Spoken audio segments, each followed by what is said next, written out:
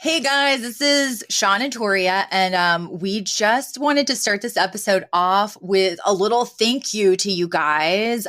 Shawn, do you want to elaborate? Oh yeah, we've been hearing from a bunch of people.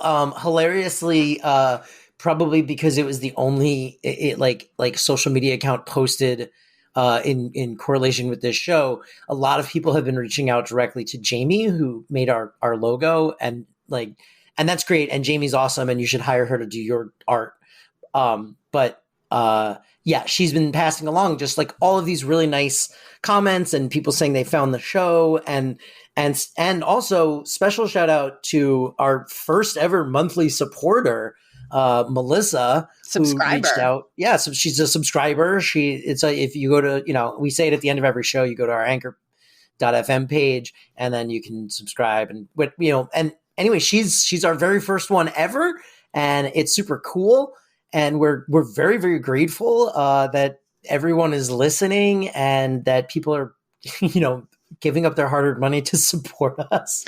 It's really cool. It's really nice. I was going to say, every single time we've gotten like a message or a little like fan outreach, it's probably bad because what is it? It's just external validation, but it was so exciting and just like so cool. And because we wanted to add this at the beginning of this episode, just because we record a lot in advance and we wanted to kind of keep up with what was going on in real time. So we felt it was important to acknowledge that we see you, we hear you, and it genuinely in a probably very unhealthy way makes us both feel better about ourselves. So thank you so much for listening to this podcast that ultimately is really just about a thing that we have nothing to do with. So that's cool too. It's cool. All right. Yeah, I guess we'll all right. And now the real beginning of the episode. The Flushing girl from Flushing, the nanny named Fran. Oh, Mr. Sheffield. Miss Fine. Hello, and welcome to Oh, Mr. Sheffield, a podcast about The Nanny, the hit sitcom from the 90s starring Fran Drescher. I am Shawn Pasquale here with Toria Sheffield. Hi, Toria. Hello. No relation to the titular Mr. Sheffield.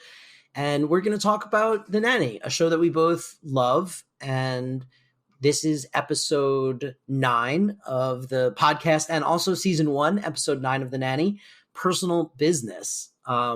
This episode, much like the last one, was written by Fran Drescher and her husband, who co-created the show with Fran, Peter Mark Jacobson. I guess ex-husband now, but husband at the time, Peter Mark Jacobson.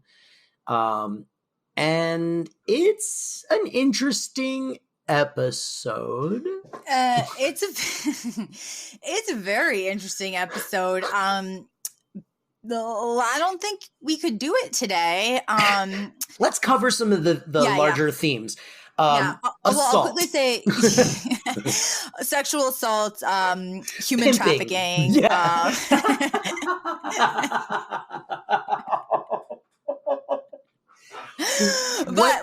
Just to center us, I'm going to say this is the episode, by the way, where Fran goes on a date with a famous soap opera star. Yes. Fran dates that's the whole episode. She goes on a date with a famous soap opera star played by Stephen Nichols, who is a real life famous soap opera star. He was on Days of Our Lives and like 100 other soap operas. I looked him up because I was like, this guy must be somebody from the 90s that I'm just not recognizing. And he is. He was on like I think Bold and Beautiful, Days of Our Lives. Like he's on like every soap opera in the 90s. I have some info about him later when we get a little more into it that was fascinating. But yes, Stephen Nichols plays Brock Storm. Yes. Star of One Day After Another. Yes, One Day After Another, which, by the way, is a great parody name for a soap opera, and I might use that in things when I need like fake TV show names, because I just think it's great and it'd be a nice like homage to The Nanny, a thing that I clearly love a lot. Yeah.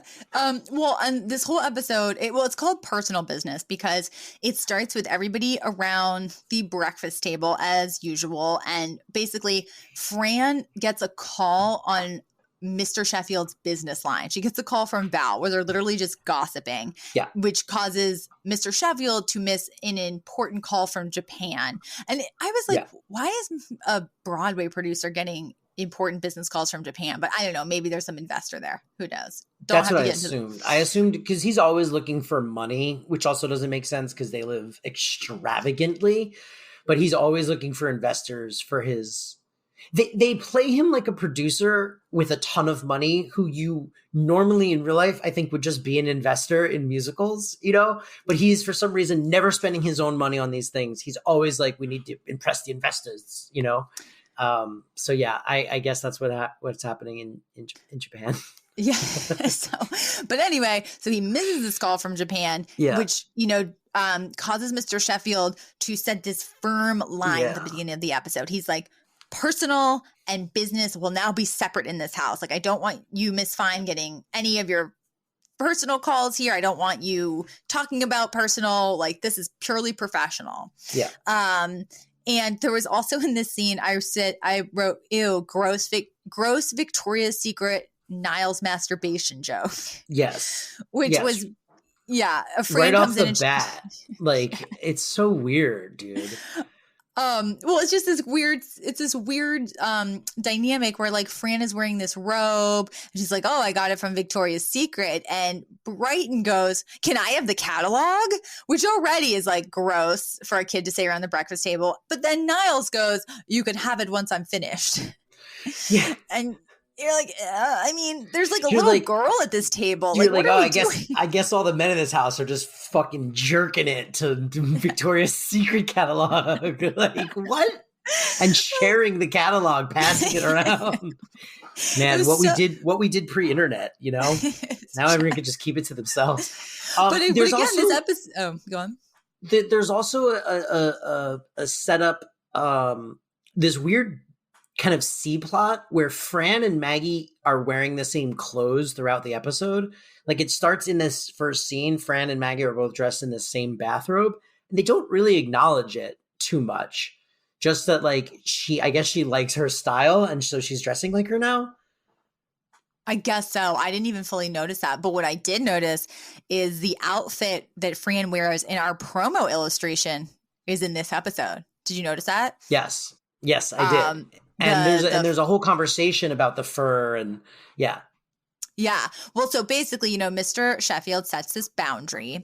And basically in the next scene, Fran saunters in and is like, oh, I'm taking Gracie shopping. I need some money, which I thought, wow, that must be great to just go just ask for money and get it. But anyway, and while she's in his office, she finds out that Mr. Sheffield and Cece are looking for a star for their latest production and that they are going to be auditioning Brock Storm, the famous soap opera star. And Fran like completely loses it. She's like, and Mr. Sheffield doesn't even know who he is, which actually led to one of my favorite lines where she's like, He's so famous. Star's Deli already named a sandwich after him, the Bratwurst. And Mr. Sheffield goes, my God, I've eaten him. He is good.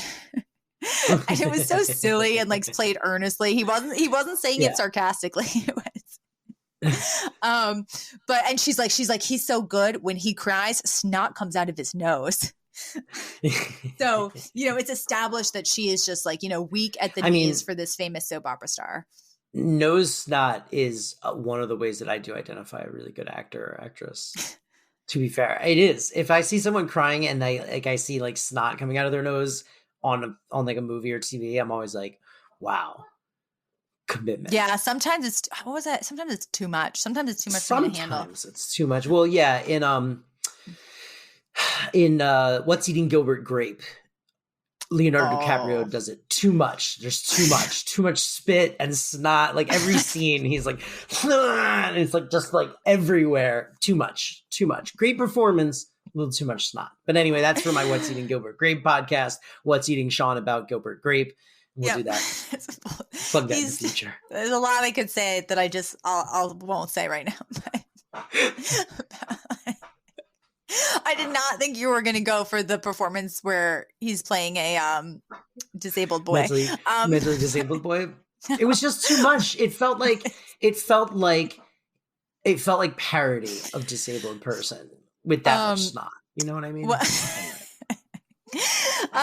Well, but okay. So basically, Brock Storm comes over to the house. He auditions for Mr. Sheffield and Cece, and they love him. And Fran briefly walks in and gets to have an exchange with him. And, you know, she clearly is very charming, and she compliments him, and he kisses her hand. And, you know, they clearly have this, you know, a little bit of energy and spark between them. And so she goes upstairs, and this is when this episode takes, I have in all caps, this took a dark turn. But by 1993 standards, apparently really funny turn. Hilarious. Just hilarious. We're just like a wacky turn of events where like he's like, I'll do your play, but only if I can have her. Yes. I can have the nanny. Yeah. And Mr. Sheffield doesn't even understand it at first. He's like, you know, so Brock says that and leaves. And Mr. Sheffield's like, why doesn't he get his own nanny to watch his kids?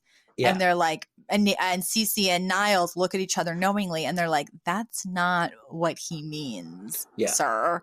And just a quick thing about the actor. We talked a little bit about him, Stephen Nichols. From IMDb, it says, he left his hometown of Dayton, Ohio, traveled west, not in search of fame and fortune, but to become a monk.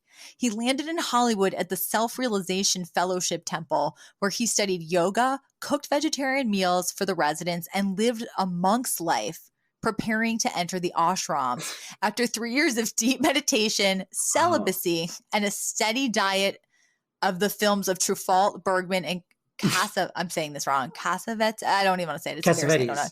Cassavetes. Nichols realized being a monk was not his path.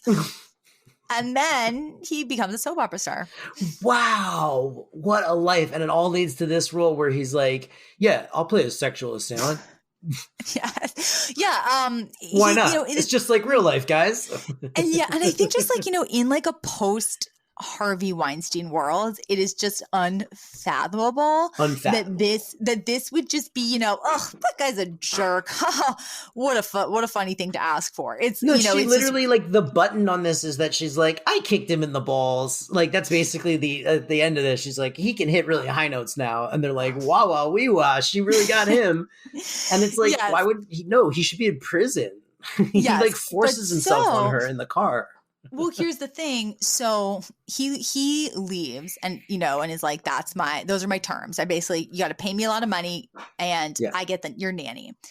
But the thing is, instead of this being like, oh God, that guy's an asshole, we don't want anything to do with him, the next part of the episode is Mr. Sheffield agonizing about whether or not he should actually hand over Fran for sex. And Cece is like, oh, Maxwell, like this is how the business works. Like that's Hollywood.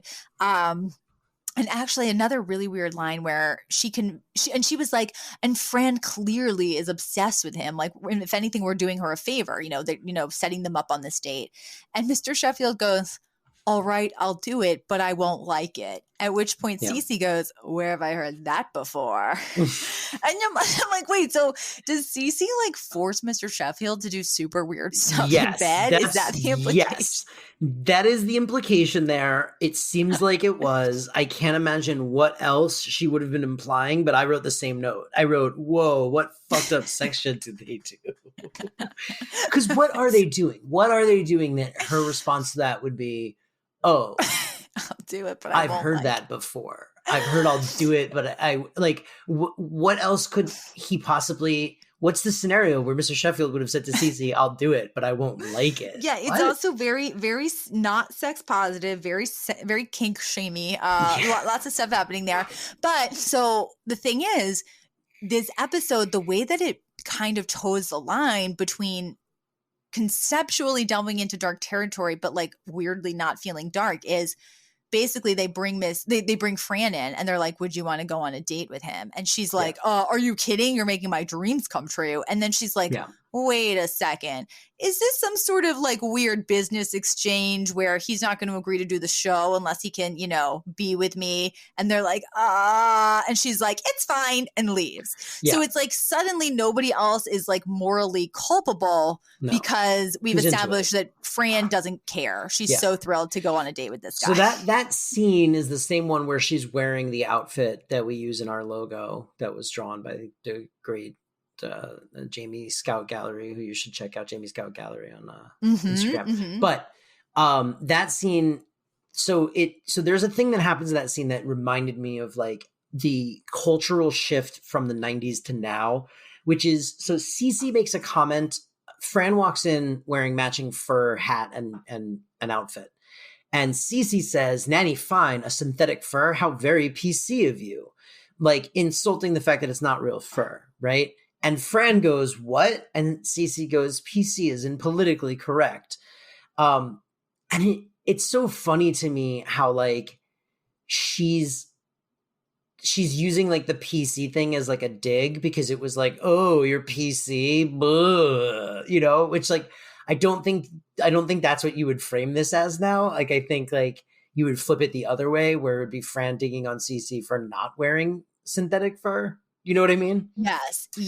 Although I guess I would argue that also speaks to the like bubble that we're in, because I'm sure there's lots of people who would still roll their eyes at something. And go, "Oh, just another PC culture moment." Like I think that definitely still exists, but I was more struck by the fact that Fran didn't know what PC meant. Like that's how new to the sort of cultural zeitgeist it was, where when Cece says how PC, she's like, huh? Yeah. And then she goes, "PC isn't politically correct." And she goes, "Oh, it's actually JC as in Penny." And then Fran goes, "Your outfit's nice too." And Cece goes, "Of course, dear. It's Adolfo." And Niles goes, "As in Hitler." Yes. Oh, so good, my friend. And, I'll say this. The fact that Fran is wearing synthetic fur is important to Fran Drescher in real life, because one of the first times the character Fran gets political about anything is, I'm not sure if it's in this season or if it's in the next, but she as a character comes out and says like, I would never wear real fur. And Fran Drescher in real life is, very anti-animal cruelty. Cool. I think she might, be a spokesperson for PETA. So that is something that is like, personal to her in that little exchange. Interesting. Well, it makes it even more interesting that they're using Fran as a device to introduce the term PC to the audience of this show. Because she wrote this episode. So clearly she wrote this episode going, "Ooh, we should start to get this in there." Like, because why even make that comment about like, "Oh, you're wearing synthetic fur"? Like, so clearly she's like putting her beliefs into this script just to get them in there, Yes. Like already. So she's very pro animal welfare, very neutral on sex politics. On human trafficking and sex politics. Interrompemos esse podcast para perguntar: quem você quer ser? Designer, engenheira, pedagoga, administrador. Quer saber? O Senac EAD é nota máxima no MEC. Tem cursos de diversas áreas, com conteúdo elaborado por especialistas do mercado e professores mestres e doutores. Ainda tem o Senac Carreiras, conectando estudantes a vagas de emprego em todo o país. Saiba mais em ead.senac.br/graduação.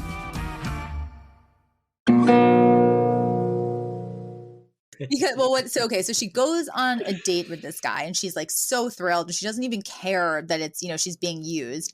But the thing is, she thinks he's going to be this like charming, sophisticated guy who mimics this character that he plays on TV. And lo and behold, he sucks. He's completely self-involved. All he does is look in the mirror and like ask her questions about like, should I part my hair on the left or the right? Which again, it's like, she thought he was going to be this charming guy that she sees on TV, but she goes into it knowing that he's asked for like her in exchange for doing a part on a TV on like a play. So like you would think that she'd be able to judge his character a little bit better just based on that whole exchange. but she No. does not. No. She's just flattered initially. She's flattered and excited. Clearly flattered. But I will say this. So it's like, it's this scene where they're in a limo. They've clearly just had dinner. He's literally looking at himself in a mirror. She's obviously bored out of her mind and thinking like, ugh, this guy is like nothing like I expected. Yeah. And I will say this for the episode. Even though he's being so, gross and aggressive and kind of handsy and saying and literally she's like, pull over here. That's my address to the driver. He's like, no, keep driving. Like with the implication that he's not going to let her leave when she wants to leave. You never get the sense that Fran can't handle herself, which is another way that this particular episode somehow magically toes this line between like, we intellectually know what's going on is really messed up, but like I never felt like sicked out in my stomach because it always felt like Fran was in the driver's seat because that's just the strength of her character. But again, none of this stuff should have been happening. And sure enough, even though he's being gross, we do find out, at the end of this episode, she gets home late that night, and Mr. Sheffield's clearly waited up for her because he's secretly been worried and jealous. And her last line is like, he's going to hit those high notes. So we clearly know that like he got what he deserved in terms of she kicked him in the balls. And then Brighton goes, does that mean she kicked him in the, and then they're like, good night, Brighton. And they're like, which again is like, yeah, don't let him say kicked him in the balls, but like it's cool. They're like, all right, go upstairs and read your Victoria's Secret, right? Well, also something that should not be overlooked through all of the really disgusting problematic stuff is that this episode does sort of further the relationship and dynamic between Fran and Mr. Sheffield. Because I wrote the same thing. It's so funny. I wrote, we get a little movement on the Fran Sheffy romance build. Yes, because when she leaves for the date, Mr. Sheffield is literally like watching from the window, clearly very agitated. And Niles looks at him and says, "Sir, are you worried they're going to have a bad time or a good time?" Yeah. He's clearly picking up on the fact that there is an undercurrent of jealousy happening. And when she does get home and she's that night and she's clearly totally fine. And she is like, that guy was a jerk. Oh, well, they do have this little moment between them, I think, where I forget what it is, but it's like they share a look. It's clearly a little charged, and then they just kind of blow past it. But that is deepening here. Yeah, no, definitely. They're definitely starting to lean further into the idea that like these two people have more than a business relationship building. She's like in with the family. Everyone loves her. And there are, feelings developing. It was actually this really cute moment because she gets home and Mr. Sheffield is asleep in a chair in his pajamas. And then he wakes up and she's like, "Oh, Mr. Sheffield, did you wait up for me?" And he's like, "Oh, what? No, I was just reading a book." And then we see Brighton has also fallen asleep in his pajamas. And he goes, "Is she home yet?" So they clearly both been waiting up for her. But Mr. Sheffield was like too embarrassed to admit it, which I thought really was a very cute little beat. But yeah, that was really a complicated episode from a 2021 standpoint. It was. And ultimately kind of a light episode, I think, overall. So, I don't know. I had a couple of, should we move into segments? And now, segments. So, segments. Yeah, no, I think we should move on to segments. We can move on to our segments. And now, segments. Segments with Shawn and Toria. Wow. All right. So funny lines. I had two. I had I forget. I don't even remember what the scene is. But Mr. Sheffield calls Niles, and Niles comes in holding like a tray full of like drinks. And Mr. Sheffield says, "Niles, what took you so long?" And Niles just goes, "I fell."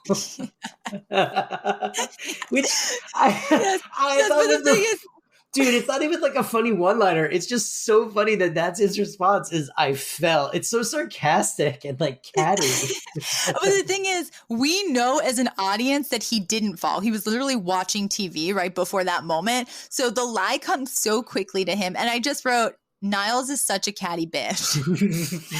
I have that exact line. And he's holding a plate of like clean, freshly poured drink. So clearly he didn't fall. Like, what? It's so funny. No, I so have that moment written, and my favorite line is the one that comes literally a minute before that, where he is watching a soap opera with Fran and the kids. I think the one that, Brock Storm is on. And Mr. Sheffield calls like Niles from the other room. And Niles goes, as if I have nothing better to do than be at his beck and call. And Fran's like, as if we're his servants. And then they look at each other and they're like, oh, yeah. The other favorite line is at some point she's got Val over at the house. And Val comes out of the closet and she goes, oh, what a walk-in. If it had a bathroom, you could sublet. And Fran goes, did you smell the padded potpourri hangers? And Val goes, please, I took an antihistamine. Which also got such a good chuckle out of me. Please, I had to take an antihistamine. Yeah. Because she spends so much time smelling the hangers. It's so good. I love it. Yep. And then for our trivia / correction times, I realized that there was something episode or two ago where I had said like, oh, and then like the live audience goes crazy. And then I was like, well, I actually don't even know if it was a live audience. So I wanted to clear that up. Early on in the first couple seasons, yes, it was a live audience filmed at a studio in Culver City here in LA. But then eventually the costume changes and, quote, fantasy sequences got too elaborate. And that's when they stopped. So, we have that to look forward to. What are we in for in the future seasons? I'm really enjoying this well-grounded show. I hope there's not too much fantasy sequence. Oh, no. Fran sitting on Santa's lap. The Easter Bunny comes in. Yep. This was an episode. What else? Who's the Fran? Who's the Cece of this episode?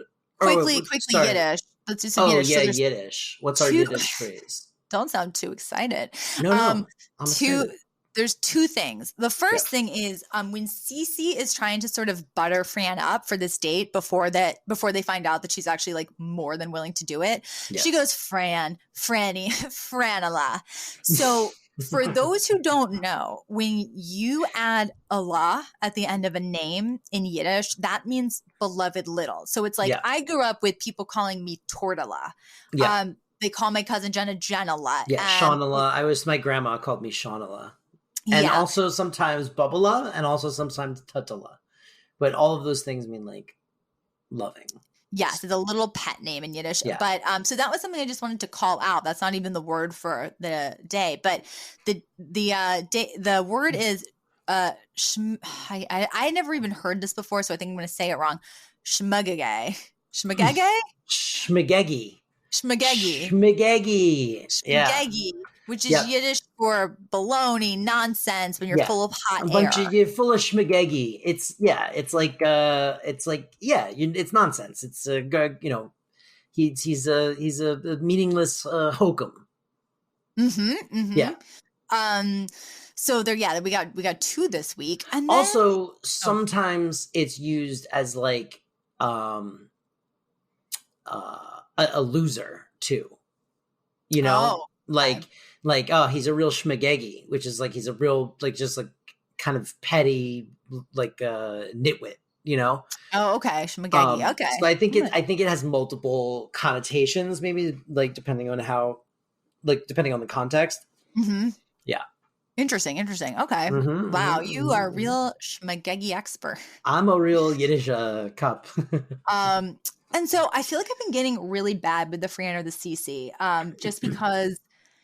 As I predicted in our pilot episode, that this would be an impossible task to do 147 times. I mean, would you go on a date with somebody who you had a huge crush on in a situation like this. Yeah. Yeah, I would too. Yeah, I mean, I would. Yeah, totally. If someone was like, "Hey, we're trying to cast this actress in this thing, but she like was really interested in you and wants to like go out on a date," I'd be like, "Yeah, I'll go on a date with this actress. Cool." But here's the thing. I would not, if it was someone gross, if someone was like, all our funding depends on this, but like you have to, you know, go on a date with this disgusting person, I would not do it. So it's just it's being very hypocritical. But it's 1-for-1 in this sense where she doesn't know he's gross going in. I mean, like, you know, they could be like, hey, go on a date with Scarlett Johansson. And then I'm like, cool. She seems like really like beautiful and like that'd be a fun thing. And then she's like an asshole. You know what I mean? Like that would be like the equivalent. And I'd be like, ew, this was gross. And I don't like this person. Well, and here's the other thing I will say, as much as we were saying this episode like was really shady, Mr. Sheffield makes it very clear, even if she's heading out the door, you don't owe this person anything. So they're not like, no, he doesn't expect her to like do him.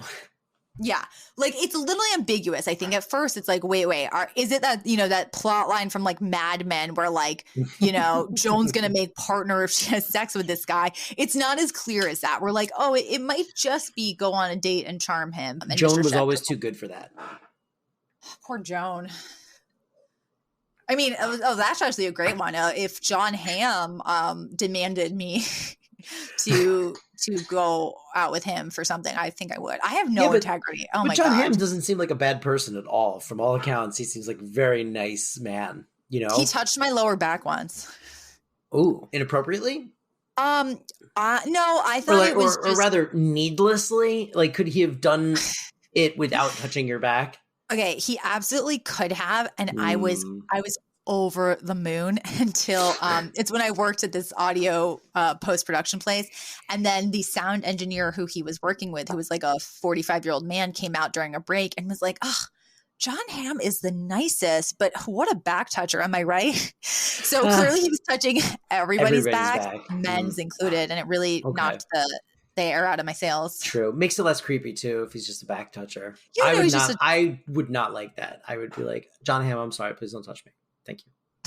I don't like to be touched by a stranger. Yeah, no, I mean, you know what? Maybe from all this conversation, I'm realizing I'm the CC. I'm so gross. I'm not even like that upset. If you like were gonna set me up with John Hamm on a date and it was like, well, there we go. Like an exchange. I guess I'm the CC. Done. I'm Fran, you're CC this episode. You heard it here first, folks.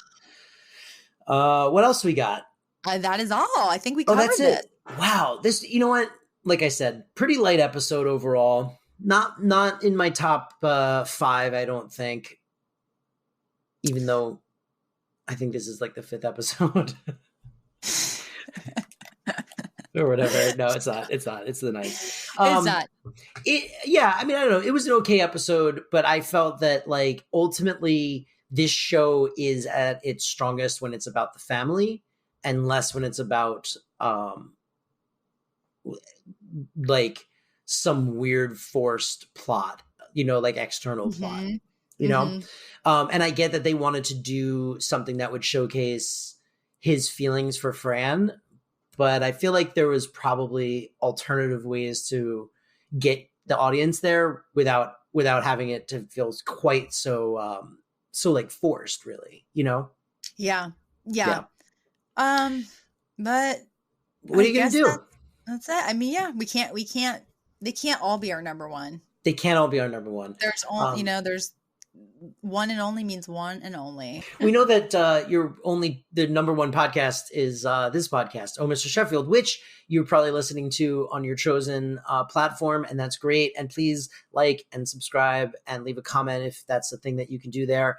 And also you can check us out on anchor.fm/The Nanny Pod, where you can leave us a message or a fun impression of one of the characters from this TV show or any TV show, really. We're desperate for attention. So leave us a message there. Yeah. And if you want to find us on social media, you can find me on Twitter at Shawn Wrights. And Toria, where can people find you? Instagram, Toria Sheffy, 2 F's and a Y. And yes, anything you guys can do to share, like, subscribe, all that stuff, it helps us so much and we so appreciate it. Yeah, we really do. And that's an episode of the podcast. Bye. Goodbye. The Flushing Girl from Flushing, the nanny named Fran. Oh, Mr. Sheffield. I go, Miss Fine.